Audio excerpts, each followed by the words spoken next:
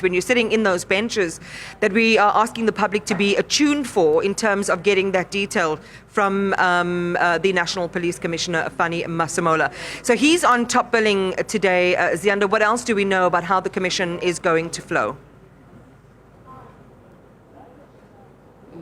Well, what we can definitely anticipate, Iman, is questions around what Fannie Masemola knew about the disbandment of the Political Killings Task Team. If you recall, last week on the first day of Ngcobo's testimony, he told us that the letter of disbandment came on the 31st of December. He then became aware of it on the 2nd of January, and almost immediately he then reached out to the National Police Commissioner, Fannie Masemola, to ask him whether he knew anything about this, to which Masemola, according to Ngcobo, responded to say that he was not aware, he's currently on leave, but he will attend to it. We also heard from Ngcobo about how through his attempts to try and get the attention of the minister to get an understanding of the factors that led him to disbanding the Political Killings Task Team, that he'd asked Masemola to set up a meeting with Ngcobo. When that didn't work, he even went as far as asking the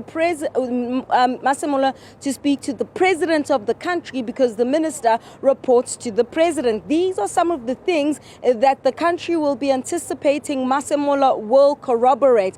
It's also going to be very interesting to see the language and tone of Masemola about this Political Killings Task Team, especially because Ngcobo told us that despite, or rather after his 6th of July briefing, on the 6th of July 2025, a few weeks later, on the 23rd of July, Masemola signed off on the budget of the Political Killings Task Team to continue and for the scope of the work to be approved on. So what has been the role of Fannie Masemola in this issue around the Political Killings Task Team, its disbandment, its budget, the issue of Richards Bay Minerals that you've just been touching on? Ngcobo claims that clearly, this reached the highest office in the land, that being the presidency, having demanded, according to Ngcobo, to have that particular special task force team remaining in Richards Bay. And he says he was incensed because he didn't want it to just be about Richards Bay Minerals, but for the scope to extend to the entire Richards Bay region insofar as dealing with crime there. But also, when it comes to the 6th of July briefing, was Fannie Masemola aware of what Ngcobo was about to do, the tone, the attire? So there's a lot of questions around Masemola.